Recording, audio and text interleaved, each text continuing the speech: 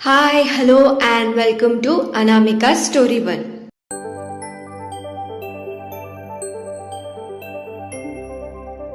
आज हम सुनने वाले हैं एक प्यारी सी प्रेम कहानी जिसका नाम है अधूरे हम, चैप्टर 8। तो बिना देरी किए कहानी में आगे बढ़ते हैं। सिया के मुंह से लाघव शब्द सुनकर राघव को वो बच्ची याद आ गई थी जो उसे जंगल में मिली थी। सिया ने कहा, लाघव? हमारा मतलब राघव? राघवेंद्र सिंघानिया? ये आपके भाई हैं? सिया के ऐसे पूछने से अर्जुन कंफ्यूज था। उसने हाँ में अपना सिर हिला दिया। राघव अपने ख्यालों से बाहर आते हुए एटीट्यूड के साथ कहा, हाँ राघव, राघवेंद्र सिंघानिया, अर्जुन सिंघानिया का भाई। सिया उसकी तरफ ही देख रही थी और राघव उसे ही घूर कर देख रहा था। राघव ने कहा, तुम हमारा पीछा करते हुए हमारे ऑफिस तक पहुंच गए? सिया को यह सुनकर बहुत गुस्सा आया। वो बोली, पीछा? और आपका? हमें किसी पागल कुत्ते ने काटा जो हम तुम जैसे पागल का पीछा करेंगे? हमने पहले ही कहा है, खुद को ऋतिक रोशन समझने की जरूरत नहीं है। उसकी ये बात सुनकर राघव को और गुस्सा आया। कमरे में मौजूद लोग तो ये सुनकर हक्के बक्के रह गए। रुद्र विवान के पास जाकर धीरे से बोला, कौन है ये लड़की जो राघवेंद्र सिंघानिया को पागल कह रही है? तो विवान ने भी धीरे से बोला, अरे ये वही लड़की है जिसने कार को पत्थर से मारा और राघव को अंधा भी कहा। रुद्र का मुंह तो खुला का खुला ही रह गया और उसकी आंखें भी बड़ी हो गई और उसने हैरानी से कहा, क्या?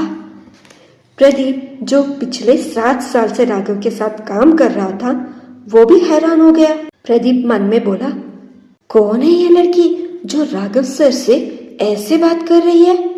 आज तक मैंने राघव सर के सामने किसी लड़की को इस तरह बात करते हुए तो नहीं देखा। लोग उनके सामने अपना मुंह तक नहीं खोलते। उनका एक गुस्सेल वाली नजर ही काफी है लोगों के पसीने छुड़ाने के लिए। मगर ये लड़की, और तो और इस लड़की ने सर को पागल ही कह दिया। अब इस बेचारे का क्या होगा? अर्जुन की आंखें भी बड़ी हो गई। उसके सामने ही उसके भाई को पागल कहा किसी ने। उसे ये बिल्कुल अच्छा नहीं लगा। उसे भी सिया पर गुस्सा आ रहा था। राघव ने कहा, तुमने हमें फिर से पागल कहा? रुद्र विवान से धीरे से पूछा, फिर से मतलब? विवान ने कहा, अरे उस दिन भी कहा था ना उसने। सिया ने कहा, हाँ, क्योंकि आंखें होने के बाद भी सामने देखकर गाड़ी ना चलाने वालों को और गिरते हुए झूमर के नीचे जाकर खड़े होने वाले को हम पागल ही कहते हैं। राघव का गुस्सा अब उसके सिर चढ़ने लगा। उसने घर में किसी को भी झूमर गिरने वाली बात नहीं बताई थी, पर सिया ने सबके सामने ही ये कह दिया है। अर्जुन और ज्यादा हैरान हो गया था ये सुनकर, ये जानकर कि राघव के ऊपर झूमर गिरने वाली थी। सिया ने आगे कहा, एक तो हमने आपकी जान बचाई है और ऊपर से आपने हमें थैंक यू तक नहीं कहा।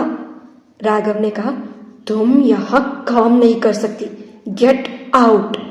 सिया ने कहा, हमें भी कोई शौक नहीं है तुम्हारे जैसे इंसान के साथ काम करने का। वो तो अर्जुन सर ने कहा, इसीलिए हम यहाँ आए। राघव ने कहा, और अब हम ये कह रहे हैं, निकल लो यहाँ से। सिया ने कहा, फॉर योर काइंड इंफॉर्मेशन, हमने कॉन्ट्रैक्ट साइन कर दिया है। अगर आप हमें इस नौकरी से निकाल रहे हैं तो आपको हमें एक वैलिड रीजन देना होगा और हमें कंपनसेट भी करना होगा। ये सुनकर राघव की भौहें तन गई। तुम्हारी इतनी हिम्मत कि तुम हमें, राघवेंद्र सिंघानिया को धमकी दे रहे हो? जहाँ राघव बहुत गुस्से में था, वही सिया अब शांति से बात कर रही थी। अर्जुन ने सिया में कुछ अजीब नोटिस किया। उसकी बातें, राघव से बात करने का ढंग उसे राघव की ही याद दिला रही थी। राघव भी लोगों को ऐसी ही धमकी देता है जो धमकी की तरह बिल्कुल नहीं लगता था। सिया ने शांत होकर कहा, हम धमकी नहीं, बस सच कह रहे हैं और आपके कंपनी के रूल्स आपको याद दिला रहे हैं, बस। सिया जितनी शांति से बात कर रही थी, राघव का गुस्सा उतना ही बढ़ता जा रहा था। राघव कुछ कहने ही जा रहा था कि अर्जुन ने उसकी बात बीच में काटते हुए बोला, बस चुप हो जाओ तुम दोनों, ऐसे बच्चों की तरह लड़ना बंद करो, ये ऑफिस है। वो सिया की तरफ देखकर, मिस सिया, ये तुम्हारे बॉस है, तो इनसे आपको ठीक तरह से बात करनी चाहिए। सिया को भी लगा कि ये ऑफिस है और यहाँ ऐसे बातें करना ठीक नहीं है। सिया ने अर्जुन से धीरे आवाज में कहा, सॉरी सर। अर्जुन ने कहा, हमें नहीं। सिया राघव की तरफ देखी और बिना मन के बोली, सॉरी। राघव को समझ आ गया कि सिया सिर्फ ऐसे ही सॉरी बोल रही है। अर्जुन ने कहा, सिया बाहर जाओ, हम तुम्हें थोड़ी देर में बुलाते हैं। सिया ने अपना सर हिला दिया और बाहर चली गई। अर्जुन ने प्रदीप को भी एक नजर देखा तो वो भी वहां से बाहर चला गया। सिया के बाहर जाने के बाद राघव ने कहा, भाई ये यहाँ काम नहीं करेगी। अर्जुन ने कहा, राघव, सिया के साथ जो तुम्हारा झगड़ा है वो पर्सनल है, उसे ऑफिस के मामलों के बीच मत लाना। राघव ने बच्चों की तरह कहा, भैया आपको हमारा साइड लेना चाहिए, ना कि उस बदतमीज लड़की की।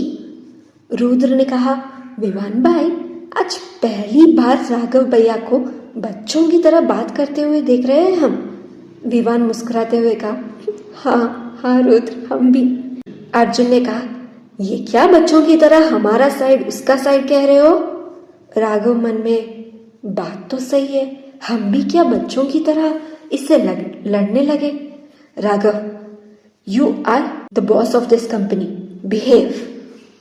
अर्जुन ने कहा, हमने सिया के काम को देखा है और उसका बैकग्राउंड भी क्लियर है।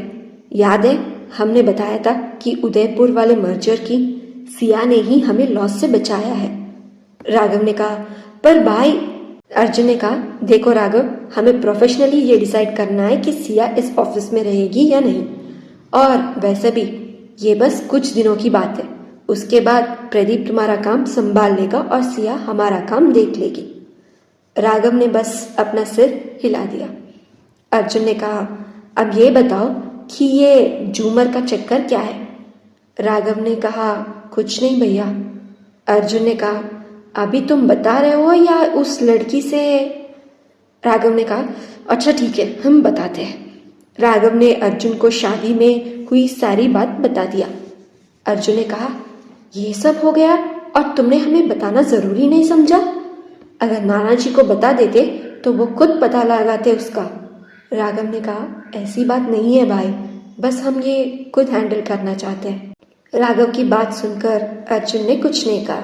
सिया कैबिन से बाहर आने के बाद अपना फोन लिया और आन्या को मैसेज कर दिया और प्रदीप अपने कैबिन में चला गया। सिया मैसेज में, यार आन्या, गड़बड़ हो गई। आन्या मैसेज का जवाब देते हुए पूछी, क्या हुआ सिया, आज तो तेरा पहला दिन था ऑफिस में, ऐसा क्या हो गया? तो सिया भी मैसेज में जवाब देते हुए बोली, तुझे याद है वो पागल इंसान जिसके कार से हमारी टक्कर हो गई थी? तो आन्या पूछी, उसका क्या? सिया मैसेज में बोली, तुझे पता है वो कौन है? आन्या मैसेज में बोली, हमें कैसे पता होगा? तो सिया मैसेज करते हुए बोली, वो राघवेंद्र सिंघानिया है। आन्या वो मैसेज पढ़कर रिप्लाई देते हुए पूछी, राघवेंद्र सिंघानिया मतलब तेरे बॉस अर्जुन सिंघानिया का भाई? सिया मैसेज करते हुए बोली, हाँ यार, और पता है हम दोनों के बीच अच्छी खासी बहस भी हुई है। आन्या मैसेज करते हुए हैरानी से बोली, क्या सिया तुम पागल हो गई है क्या? जब तुझे पता था कि वो राघवेंद्र सिंघानिया है फिर भी तू उससे झगड़ पड़ी? सिया बोली, हो गई है यार गड़बड़ हमसे, अब पता नहीं क्या होगा, हमें टेंशन हो रही है। आन्या मैसेज करते हुए बोली, तुम्हें ही तो झांसी की रानी बनकर उस पर हमला बोल दिया था ना, अभी उसे मौका मिला है, पूरा बदला लेगा, तेरी नौकरी गई समझ। सिया मैसेज में बोली, ऐसे कैसे नौकरी से निकाल देंगे? हमने कॉन्ट्रैक्ट साइन किया है और हमने ये भी कह दिया है उन्हें, अगर वो हमें बिना वैलिड रीजन के नौकरी से निकाल देंगे तो उन्हें हमें कॉम्पनसेट करना होगा। आन्या ये मैसेज पढ़कर हैरान हो गई। उसने मैसेज करके सिया से कहा, सिया ये क्या कर दिया? ये जानते हुए कि वो राघवेंद्र सिंघानिया है, तुमने उसे धमकी दी? सिया मैसेज करते हुए बोली, अरे धमकी नहीं, बस सच बताया है। आन्या मैसेज में बोली, सच? कैसा सच? कौन सा सच? सिया मैसेज करते हुए बोली, हाँ सच। अभी तुम हमें डांटना बंद करो और हमें थोड़ा हिम्मत दो। आन्या मैसेज कर कर बोली, अरे हिम्मत गया तेल लेने, बाहर से चुपचाप निकल जा, इसी में तेरी भलाई है। सिया ने जब आन्या का ये मैसेज पढ़ा तो उसका मुंह बन गया। सिया मन में बोली, निकल जाओ? ऐसे कैसे निकल जाओ? हमने कुछ गलत नहीं किया, गलत वो है। तो हम क्यों यहाँ से निकले और हम क्यों भागे?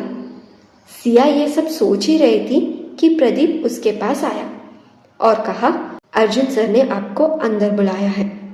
सिया और प्रदीप दोनों अंदर गए।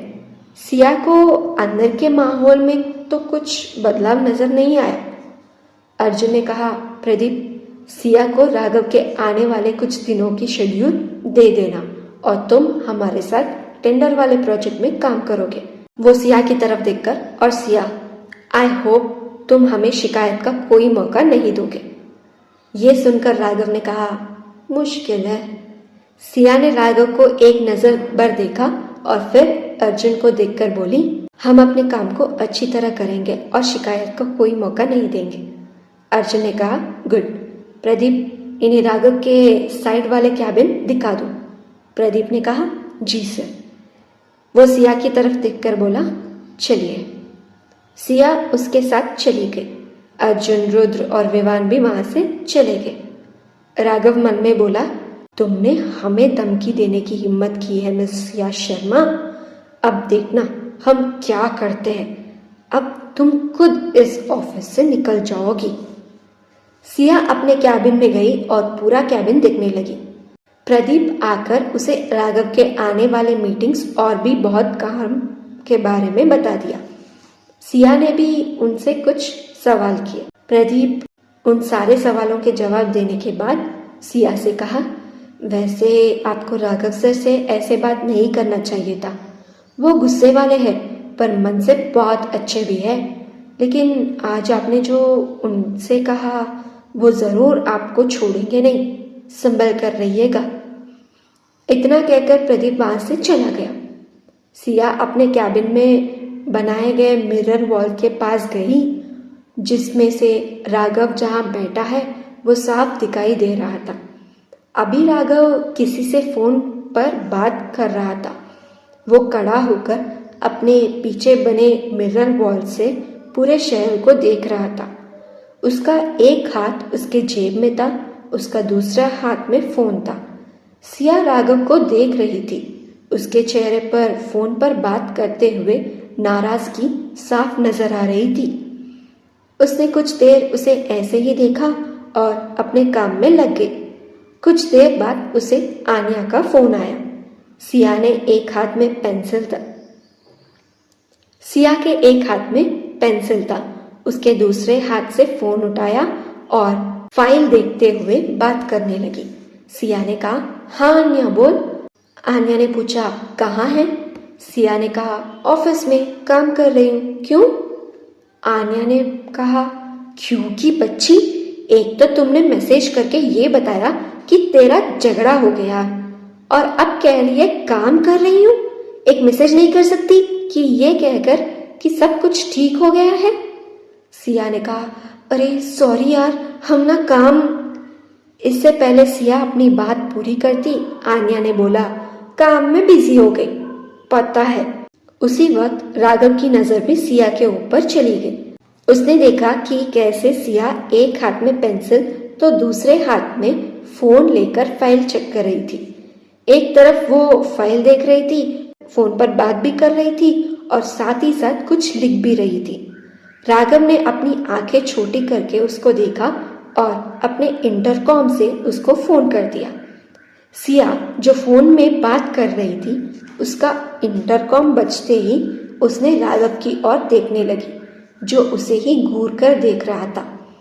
तो सिया ने आन्या से कहा, आन्या, हम तुझे बाद में फ़ोन करते हैं। इतना कहकर उसने फ़ोन रखकर इंटरकॉम उठाया तो राघव ने उससे कहा, मिस सिया शर्मा, हमारे कैबिन में आइए। सिया ने कहा, जी। सिया ने इंटरकॉम रखा और राघव के कैबिन की ओर बढ़ गई। वो राघव के कैबिन के बाहर आई और दरवाजे पर नॉक किया। राघव ने कहा, कम इन। सिया अंदर गई। वो सुबह जब आई तो उसने कैबिन को ठीक तरह से नहीं देखा, पर अब जब उसने कैबिन को देखा तो वो बस देखती ही रह गई। वो कैबिन बहुत बड़ा था। बीचों बीच राघव का टेबल था और टेबल के पीछे एक मिरर वॉल था। ये कैबिन अर्जुन के कैबिन से अलग था। जहाँ अर्जुन का कैबिन थोड़ा कॉजी टाइप का था और बड़ा भी था, अर्जुन के कैबिन में कुछ वॉल आर्ट्स भी थे, जबकि राघव के कैबिन में ऐसा कुछ नहीं था। उस कैबिन का अट्रैक्शन वो मिरर वॉल ही था। कैबिन में सोफे भी रखे थे।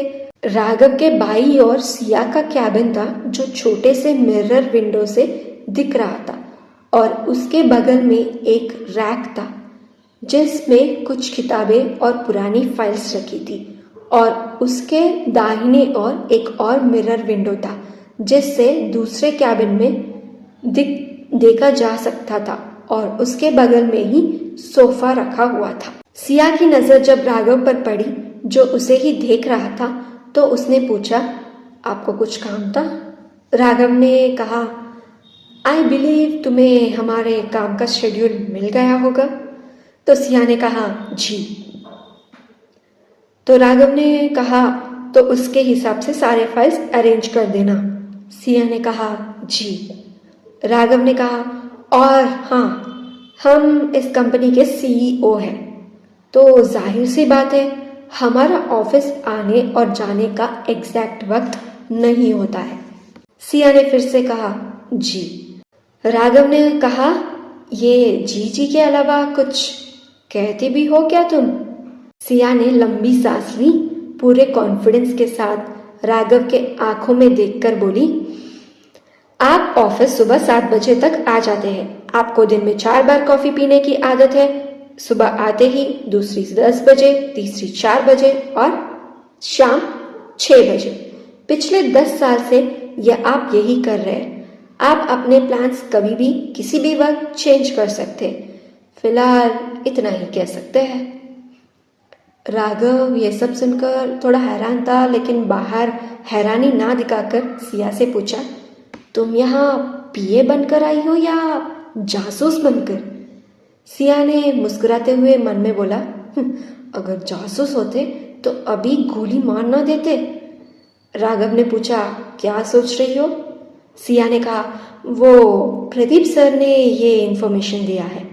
राघव ने कहा, अच्छा, तो अभी क्या टाइम हो रहा है? सिया ने घड़ी देखी और कहा, 11 बजे। राघव ने पूछा, तो हमारी 10 बजे वाली कॉफ़ी कहाँ है? सिया ने कहा, क्या? राघव ने कहा, लगता है तुम्हें सिर्फ बकबक करना आता है, काम तो तुमसे होता नहीं। सिया मन में, इसकी तो नहीं। सिया, क्या कर रही हो? याद है ना आन्या ने क्या कहा, झांसी की रानी बनने की कोई जरूरत नहीं है। तभी राघव ने कहा, हमने कुछ कहा? सिया ने कहा, जी, हम अभी लाते हैं आपकी कॉफ़ी। सिया बिना देर किए वहां से कॉफ़ी लेने चली गई। राघव के मुंह पर एक डेविल स्माइल आ गई थी। दूसरी तरफ कपूर इंडस्ट्रीज के ऑफिस में आशीष कपूर अपने कैबिन में एक फोटो को अपने हाथों में लिए देख रहा था। तभी वहां उनका पीए अंदर आ गया। उसके पीए का नाम वंश था। उसने आते ही कहा, सर, एक गुड न्यूज़ है। आशीष कपूर ने पूछा, क्या? तो वंश ने कहा, सर, वो हमारा काम करने के लिए मान गई है। आशीष कपूर ने कहा, गुड। वंश ने फिर से कहा, पर सर। आशीष कपूर ने पूछा, पर क्या? अगर उसे पैसे चाहिए तो दे देना, मगर मुझे राघवेंद्र सिंघानिया की हर खबर चाहिए, मतलब चाहिए। वंश ने कहा, ठीक है सर। वंश वहां से चला गया। उसके जाते ही आशीष ने अपने फ़ोन में कुछ फोटोज देखने लगा। आशीष कपूर खुद से बोला, मैं तुम्हें नहीं छोड़ूंगा राघवेंद्र सिंघानिया। सिर्फ तुम्हारी वजह से आज मेरा प्यार मेरे साथ नहीं है। तुम्हारी वजह से मुझे पहले अपने पापा से दूर होना पड़ा और अब फिर तुम्हारी वजह से मेरा प्यार, मेरी अंजलि मुझसे दूर हो गई है। सिर्फ और सिर्फ तुम जिम्मेदार हो। ना तुम अपने टेंडर के बारे में पता करते और ना ही मुझे मेरे ही हाथों से मेरी अंजलि को मारना पड़ता।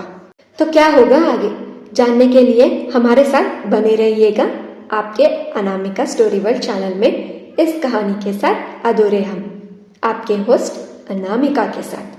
अगर आपको ये कहानी अच्छी लगी हो तो इस वीडियो को एक लाइक, इस कहानी को अपने फ्रेंड्स और फैमिली ग्रुप में शेयर करिएगा और इस कहानी के आगे के अपडेट्स के लिए मेरे चैनल को सब्सक्राइब करके बेल आइकॉन भी क्लिक कर लीजिए। अगर आपको इस कहानी को पूरी तरह पढ़ना है तो डिस्क्रिप्शन में लिंक है और बायो में भी लिंक है, उसमें जाकर आप पूरी कहानी पढ़ सकते हैं। Thank you so much for listening and thank you so much for your love and support. Take care and bye bye.